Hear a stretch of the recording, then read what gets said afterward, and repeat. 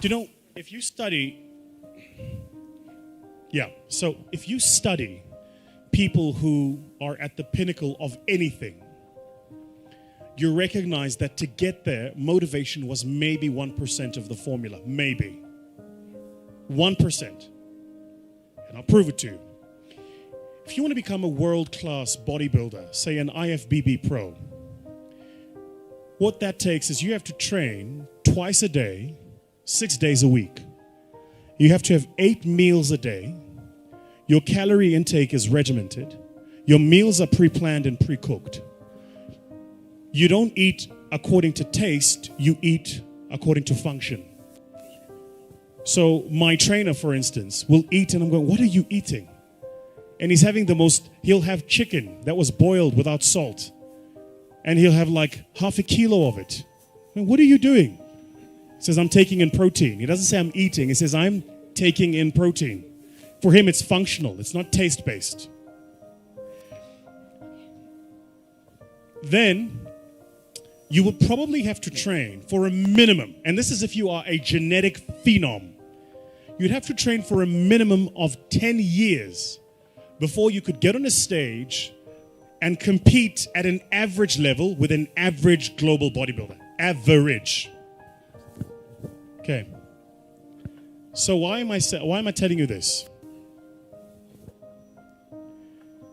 All of us here at the beginning of a new year write these things called New Year's resolutions.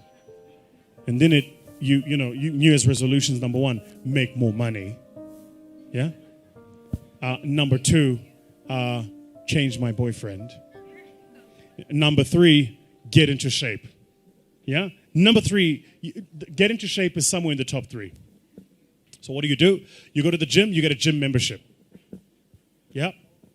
You go to the local Nike store and you buy like all of your gym gear. You are motivated. You are inspired. You are going to the damn gym. You go to YouTube, you subscribe to all of the fitness channels. You go to your Instagram, you follow all of the fitness models. You are motivated. You are going to the damn gym. You're going to get in shape. That's what you're going to do. The people you're following on YouTube have been working on for a minimum of 5 years to look like that. So you have the incorrect understanding that after a month of working out, you're going to look like them. So what happens in the first month? You're excited. You go to gym every single month. And you take the pains and your body is sore, but I'm excited. I'm going to gym. Then life happens. Company doesn't make money. You don't make your targets. You fall a bit ill. Something happens. And all of a sudden you stop going to gym for a day. A day becomes 2, 2 becomes a week. Now all of a sudden you've had a gym membership for 3 months and you haven't been in that time. What did you miss? You thought motivation was the formula. Winners don't need motivation. Winners need discipline. Discipline's about getting it done because it needs to get done, not because I feel like it, not because I'm motivated for it. You think Nelson Mandela was motivated to spend 27 years in prison? You think Martin Luther King was motivated to march across the states and proclaim freedom? You think, if you look at people that change the world, they're not doing it because they're motivated. They're doing it because they made a commitment to do it and they disciplined to see it through.